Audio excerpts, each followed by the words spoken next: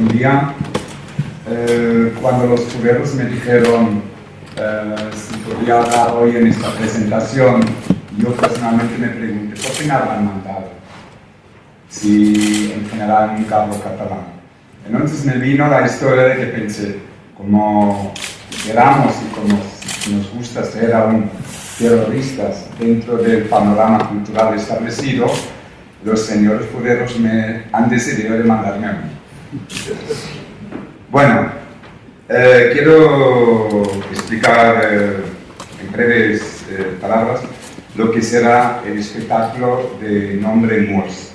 Moors será un espectáculo de lenguaje furero y para esta ocasión nos hemos reunido gracias a la propuesta de Ramón y del Festival Crec, que los 6 directores de la FURA se reuniesen de nuevo para crear este espectáculo, aportando nuestra experiencia hecho en nuestra vida solitaria o en grupos de 2 o 3.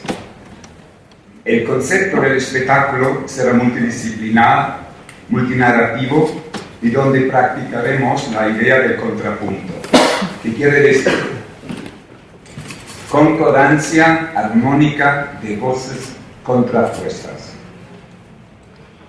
Moors hablará del asedio global, donde ya no existen muros físicos, donde las nuevas tecnologías nos espían y controlan, y donde las grandes empresas como Macintosh, Microsoft, Google o Facebook venden nuestras vidas privadas al mejor postor. Donde al final de cuentas cada uno de nosotros sin querer se transforma en un potencial represor o un potencial reprimido. El espectáculo se representará en el Castillo de Montjuïc. El espacio escénico estará dividido en 5 subespacios, en los cuales 5 grupos de espectadores verán un único espectáculo contado en 5 diferentes versiones. Para esta ocasión vamos a crear una app que nos ayudará, gracias a los smartphones, de dirigir y manipular el espectador. Y además intentaremos de colaborar con el Instituto de Nuevas Tecnologías de Linz, que están experimentando con drones, para que gracias a un grupo, aún no definido cuántos, nos ayudarán a simular, a crear sensaciones reales de asedio de las nuevas tecnologías.